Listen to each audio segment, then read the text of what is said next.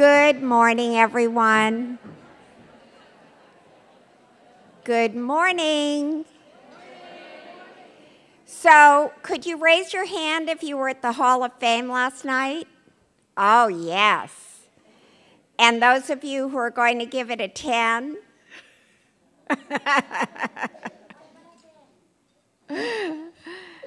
So, I've been thinking a lot about courage and risk.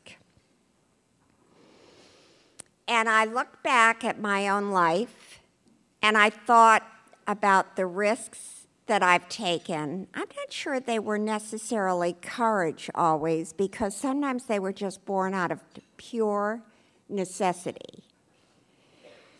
But I realized that whenever I didn't listen to my fear, I really worked on, when you're younger and you have to do something different, fear always is part of the equation.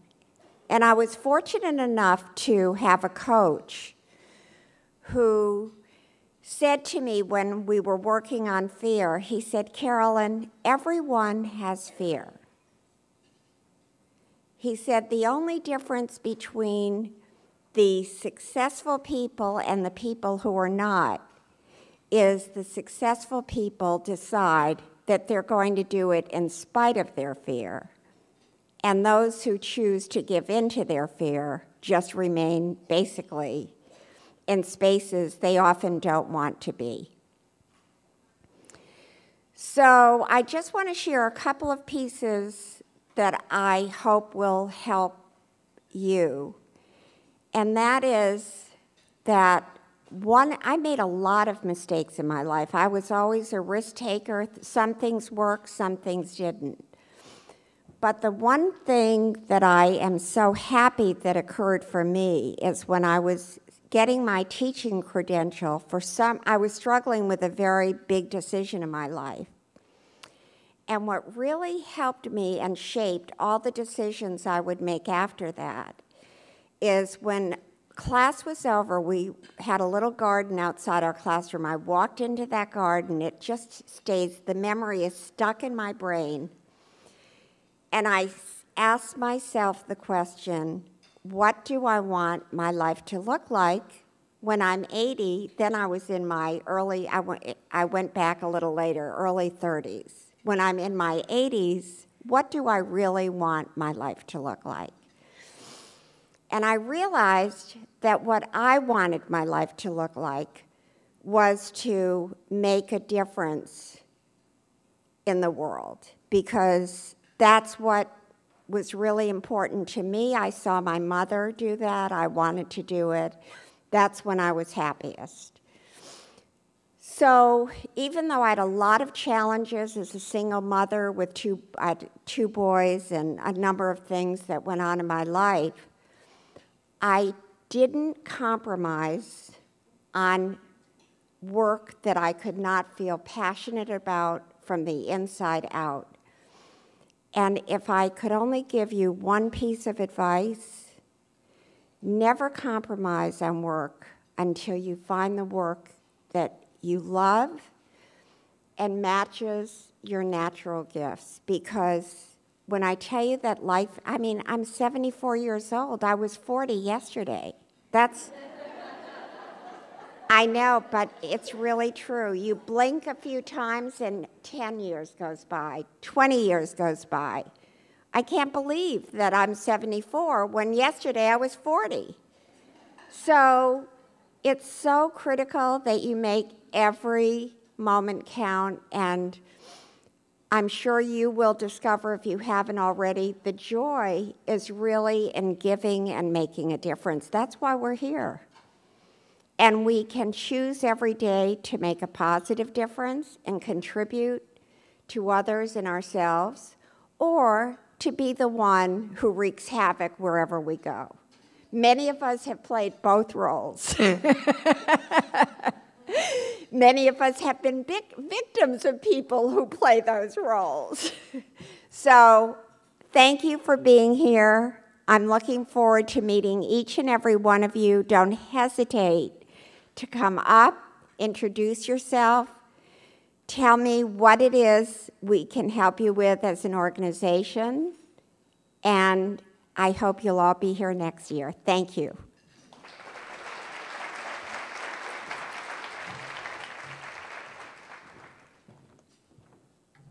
Maybe 39, not 40 yesterday, just saying.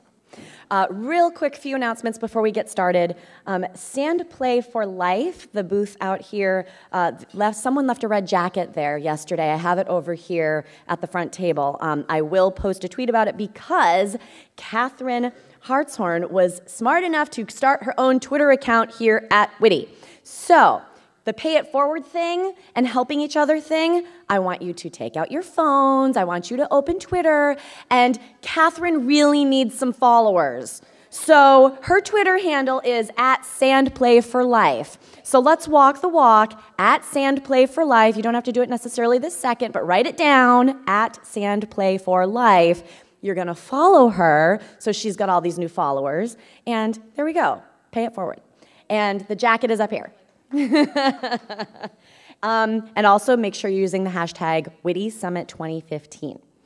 I want everybody to do, I'm pulling a page from Wendy's playbook from yesterday morning. Let's all get up for just 1 second and do a stretch. Because it wasn't just the energy thing, this is the power pose. Quick morning stretch, thank you very much. And now that our hands are up in the air and we're all vulnerable, turn to the woman next to you and give her a hug. Ha!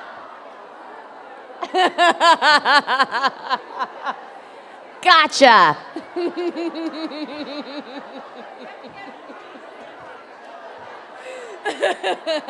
And guys too.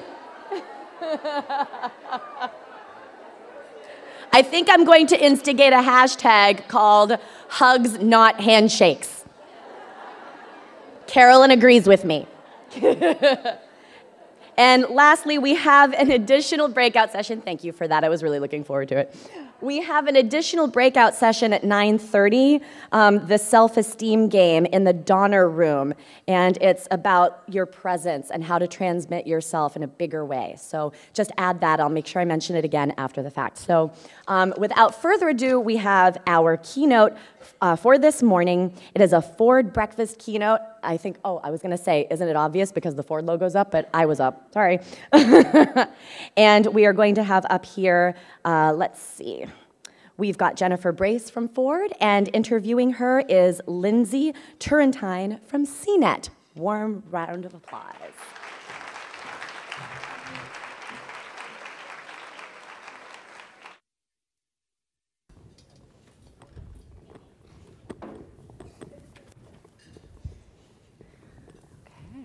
Hi, everybody. Is this on? Can you hear me? Wow, it's magic.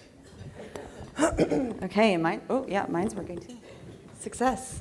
Good morning. I'm Lindsey Turrentine. I'm going to be interviewing Jennifer this morning, which is really exciting for me. She has such a fascinating job and such a wonderful attitude about how she got there, and I can't wait for you all to hear her story. Really quickly, a little bit about myself. I'm Lindsey Turrentine. I'm the editor-in-chief of CNET.com.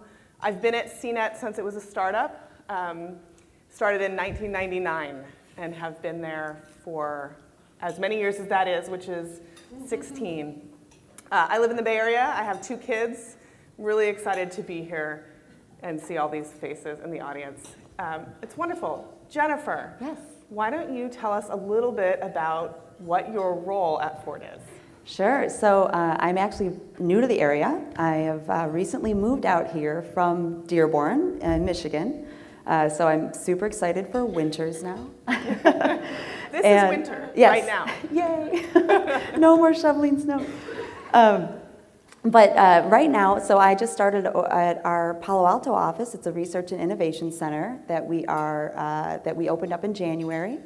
And we have had a presence here in the Valley before that, but we've opened a new office that's bigger and state-of-the-art and is just a really exciting opportunity. And I'll be running the user interface research group out here. So what does that mean? What do you do as a user interface research? Tell us a little bit about what that looks like every day. Sure. So user interface is really how does a customer get something done? So it could be something as simple as turning on your radio, Or it could be something more complex, like talking to the voice rec system or using an automated parking system. How do we do it? How do we tell the user what's going on? How do we communicate with them? How do they get information from the outside world into their car? Now that we're used to being connected everywhere we go, when you get in your car, you still want that connectivity, right? So how do we bring it to you in a way that's going to be safe and still make you feel like you've got that connection that you're seeking? Basically, you know, a big part of our job is trying to get you to focus on the road, but still feel like you can do what you need to do so you don't have to look at that screen on your phone. So when we were talking right before this session, you were saying to me, I can't believe all of the different opportunities and places I've gone as an employee at Ford and in this journey. Yeah. Tell us a little bit about how you got started. You have a mechanical engineering degree, right? Yeah, so my degree is in mechanical engineering. I grew up in an automotive home. My father works for Ford. When I was young, he didn't work for Ford when I was younger, but he did build street rods and muscle cars and things like that in the garage. So as a little girl, I would help, you know, by handing him tools and, you know, just kind of probably being in the way more than anything. But I really, you know, got to be around it a lot and got to go to cool car shows. So certainly automotive it felt natural. And frankly, when I was in school, I had a knack for math and science, so it seemed like a good fit. As I got into college, I thought, you know, I think I could do engineering. I knew it was a broad field where there would be a lot of job opportunities, and that mattered to me. So I figured, okay, well, I'll go for it, but I didn't really know where it would lead or what it would mean. And I interned at Ford when I was in college and got lucky enough to get a full-time employment offer after that. And I have just, since I started, I've just had really interesting opportunities, and I just keep doing things that I never would have expected, especially going to school for mechanical engineering, and now I get to focus on touch screens and all this technology that is just, it moves so fast, and it's exciting, and it's just such a cool place to be. And now I get to be in the heart of the valley, which is even, you know, a bigger, unexpected event in my life that I'm just embracing and enjoying. So what, excuse me. What is a project that's been the most exciting for you or the most surprising? Tell us a little bit about a recent story about something you've done that is... So I think the biggest project that I've worked on has been Sync with My Ford Touch. So this is our touchscreen technology. This is, you know, when you're driving, how do you set your navigation, how you choose what radio station you want to listen to, all of these, how you connect to your phone, those types of things. And it's been a journey. So I got to start from the very base before the system even existed, when we were talking about creating a group that just focused on that, creating a user interface group at Ford that would now just focus on how does the user get these things done. So I got to kind of be there from the ground up, and we learned a ton along the way.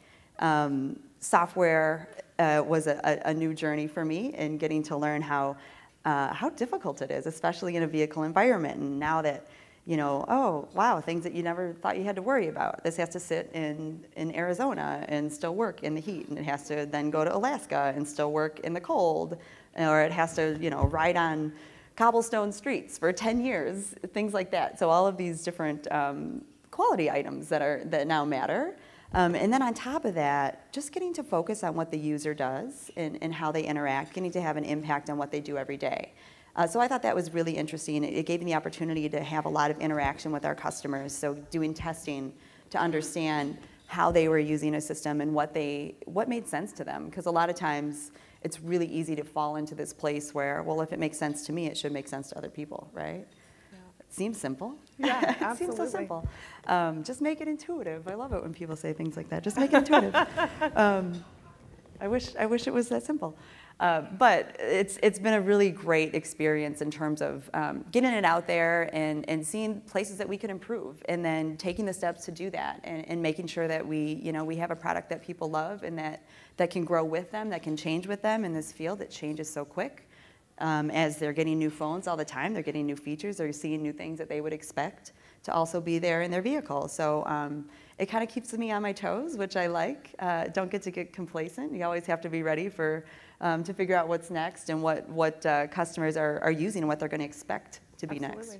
And it seems like there might be some advantages to being a woman in this role. What are the advantages to being a woman in a traditionally male field? Yeah, so I should point out that I've never had a problem when I've been in a meeting and felt like I was ignored or disrespected for being a woman. I can honestly say that it's been, I definitely feel like an equal in the meetings. It's not uncommon for me to look around a room of 20 and be the only woman, but when I do that, I realize, wow, I didn't even notice that. Like, I haven't even thought about it because I'm part of the team. But I definitely approach things differently and think about things and notice things that some of my male counterparts just wouldn't notice. So for example, on the touchscreen, if you're trying to select buttons that are maybe towards the edges of the screen, if you have a fingernail, as many of us women do, it's really hard to maneuver your hand and get into some of the little nooks and crannies on those screens. So really designing a button that goes, in this bottom corner, it makes no sense whatsoever. But it's the type of thing that a man would not notice or not think of because he doesn't have a fingernail. At least not one that's long enough that would become a problem. So little things like that that I can point out to colleagues. The other one that comes up a lot is even just the way we carry things. So my key fob sits in my purse. And often it's underneath 5 other things, and finding it, I'm sifting through, and the men are, well, why don't you just carry it in your pocket? Right? I hear some giggles, right? Yeah, no, you can't carry keys in your pocket as a woman, right? Your pants are not made for that. It doesn't look cute. You probably don't even have a pocket. Right, yeah. So, things like that. So things like how do we design, or how do we think about if someone's using a product this way, or how they're carrying it, what they're doing with it. Just being able to bring that perspective into the office gives me a unique take. And I really appreciate it, because the thing I hate more than anything is digging for my keys. Yes. And I think that's probably a universal experience. Mm-hmm. Just that it has changed my life to be able to just open the car door. Yes. In a small way. I love automated start. It's wonderful. Why don't you tell us about, so you said just now, and I've had similar experiences actually, that within the office you work in a supportive environment and don't feel challenged necessarily by the fact that you're a woman in that office. Sometimes things are a little bit different outside a company that's supportive. What are the experiences you've had when you've kind of gone out there in the world? And what's your advice on handling it? My general approach to it is I am who I am. I am an expert in my field, and I will present myself that way. And especially if the company is asking me to represent the company, they have confidence in me doing that. So I rarely feel the need to prove myself, but I have had some interesting experiences. So in working on the touch screen, I've had some opportunities to basically be a spokesperson for the company and to get to show the screen at industry events or at auto shows, and talking to the media and things like that. And I've definitely had several times where people assume I am, one of the girls that the auto shows hire. Which, and I generally will take it as a compliment, and then I just kind of wait for my moment to say something that makes it more obvious that I actually worked on the product and know what I'm talking about.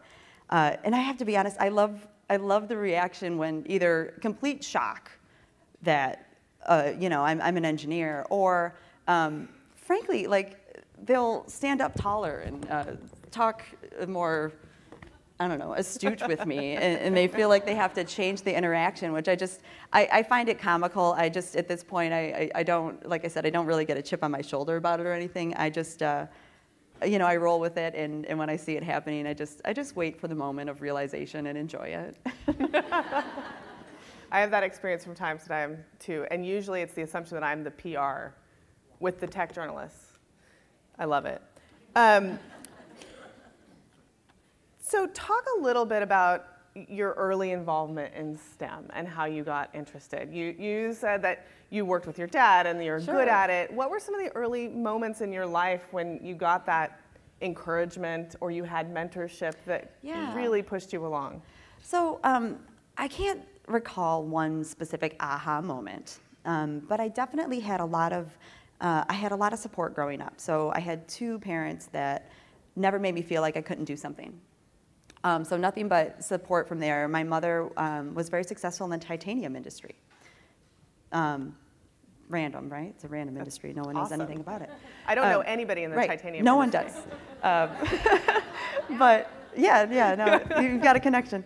But seeing that was certainly encouraging to me, and I would always ask my mom, for advice from a business standpoint. She's been a woman, also in a male-dominated field, and I got to ask her about her experiences. And then, as far as growing up, I had a knack for math and science, and so I stuck with it. Once I got to Ford, they actually do start you in a mentoring program. So your first 3 years, you do rotations. And I got to spend 6 months on different jobs, getting to kind of see what was going on with the company. And I had a mentor that would help guide me on what rotations I should take and why, and how they might help broaden my experience and help me see more and understand exactly what it was that I wanted to do from a career standpoint with the company. And that was tremendously helpful. Outside of that, after leaving that program, I found I would just look to align myself with people who I respected. So if there was, often it was another woman in the office, sometimes it was a man, it didn't really matter. If it was somebody that I respected and I thought that they would have something useful in terms of advice, I would talk to them. And frankly, I found a lot of really good advice just coming from them, and just being able to have these open conversations. And I found that they don't have to be really structured. It doesn't have to be this, we're going to be, you're going to be my mentor and we're going to meet every week for this long and we're going to talk about these things. I found these off-the-cuff conversations, or just having lunch every once in a while with somebody whose advice I respected, it was tremendously helpful. There are probably a lot of women in this room who are in a position to be mentors and who are maybe involved with doing some mentoring at this conference. What's your general advice for those mentors? So generally speaking, I think just be honest, be open, be who you are, and give the advice that you would want to get, and think about when you were in that position and how you felt when you were there, and what you were like. I know early in my career, I think I was more apt to kind of sit back and not necessarily speak up, and just kind of let the things happen and wait. Maybe I would even wait till after meeting sometime and then go talk to somebody about a point that I thought of during the meeting. So when I look back at that and I talk to younger women especially, speak up, like be heard. If you have an opinion, say it. The other thing that I do from a mentoring standpoint is it doesn't always have to be career, or it doesn't always have to be in a structured work environment. So I coach volleyball as just a hobby. And I found that to be rewarding in getting to work with girls in high school and getting to just hear the way they talk about what's going on in their lives, and everything's this huge, huge event. But it usually takes about halfway through the season for them to realize that I have a life that isn't coaching. And then they'll eventually ask me, what do I do? And when they find out that I'm an engineer, they're always surprised, but they think it's really cool. Because they didn't expect it, and well, number one, they don't think you do anything but go coach and then leave, and I don't know what they think you do all day, but they don't really realize that you have a life outside of that. And just that alone, I think, is important. So showing them that, yeah, I'm just a normal person, and I do this. I have a career in a technology field that maybe they hadn't considered or didn't really think was a possibility. Just being there and being around them, and then being open to having conversations with them, I think is really important. I think that's wonderful. I like to call that being an accidental role model. You're just out there being who you are and setting an example for the younger women in your community. I think it's just a wonderful thing to do. One of the things that a lot of people have challenges with when it comes to becoming that accidental role model is finding the time to do it. How do you carve out the time to do that? That's a commitment. So it is. It's not easy. I do choose to coach club volleyball instead of high school because of the time commitment. High school is a little bit more hours, basically, and earlier usually. And frankly, I put it on my calendar and I tell people, hey, on Tuesdays and Thursdays from 5 to 7, I'm coaching. And frankly, people in the office are supportive of it, and it's rarely an issue. If there's some reason that I'm going to be late, certainly I can get help. But I think it's important to say, to have that balance in your life too, right, between work and what you do outside of work, and just setting up your hours and saying, this is what I'm doing, and this is something that's important to me, and then people will work around it, is what I've found. And if it's a problem, I give them opportunities to meet with me other times. I love that. Would you like to come in at 7? We can meet early. That's a wonderful tip. So we both have been in the same company for a really unusual amount of time. In this era, it's very common to change jobs so frequently and to constantly be thinking about what the next role is. You've grown up at Ford. Right. What are the advantages to that?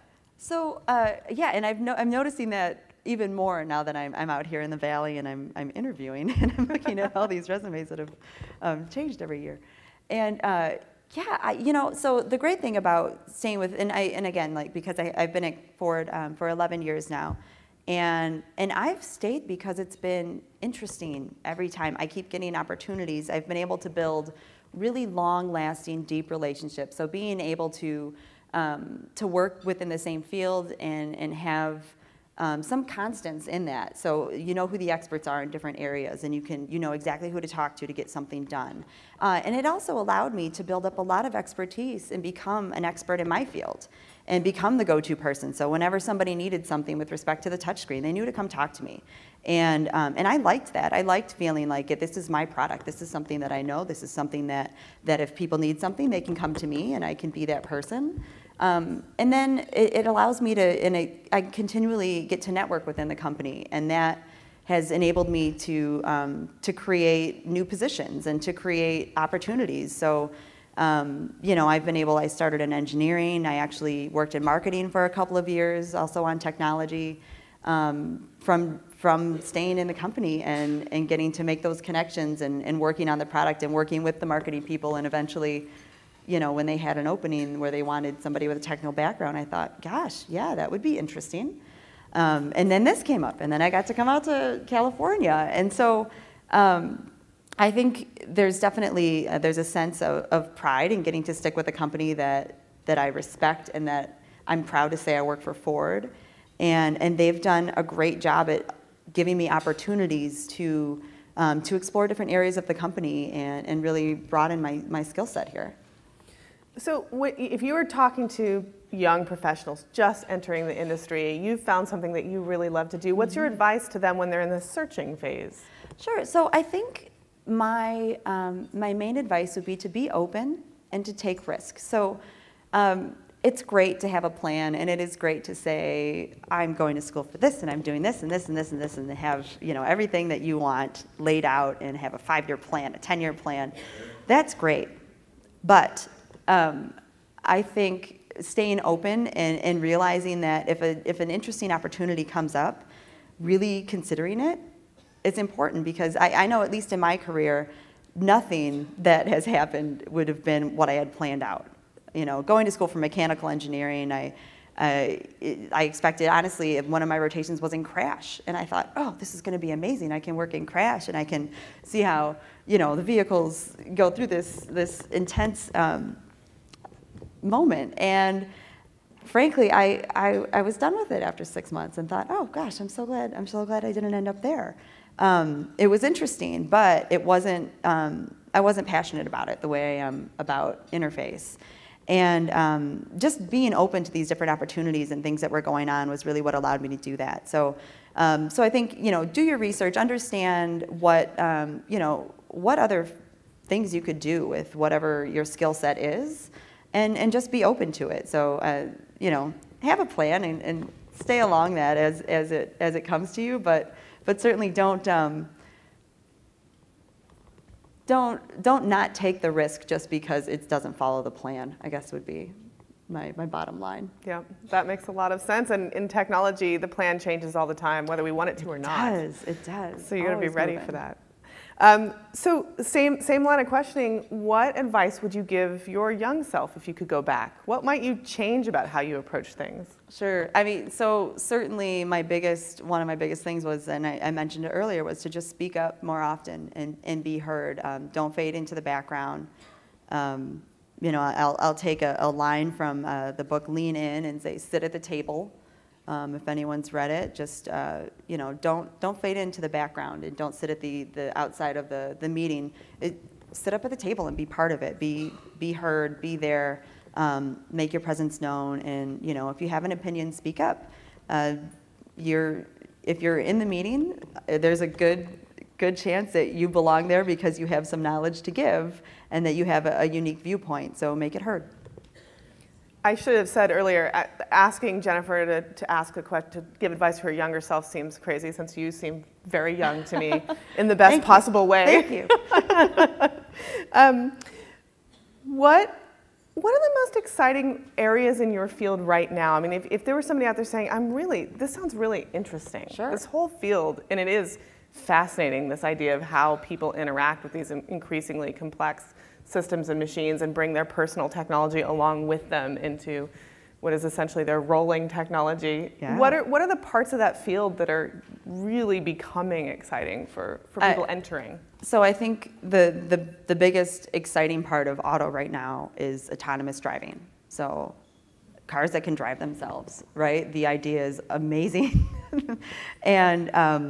And what that means for me is, I think, really interesting, because I think that might start off in a way where you're really trying to convince the driver that the car can see what's going on and like, oh, I got this, don't worry about it, I got it, really, I got it. And then I think as it evolves, it's going to get into a place where now the driver, if they don't have to watch the road all the time, they want to be productive, or they want to relax, or whatever they want to do, but enabling those things. So it might, you know, I think it starts off as a very focusing on the safety aspect and making sure that people feel safe and that they can rely on what's going on. And then I think it evolves into well, now what can I do? Now I want to be bored. I don't have to watch the road all the time. Now I have to do something. So I think that's a really interesting area. Certainly all the way that phones and wearable technology is moving, I think, is another interesting space within the vehicle. So what does it mean now that I have all of this information maybe on my smartwatch or on my wearable device?